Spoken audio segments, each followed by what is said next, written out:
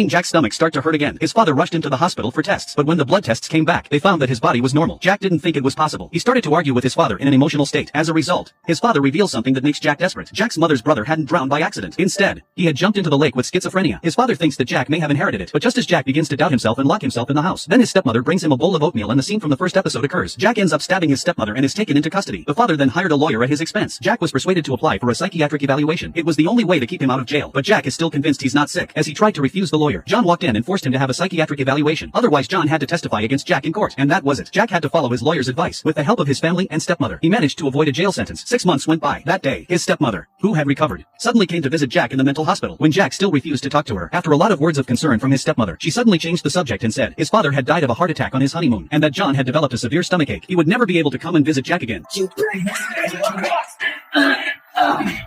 No. Don't worry, Danny. You're safe here.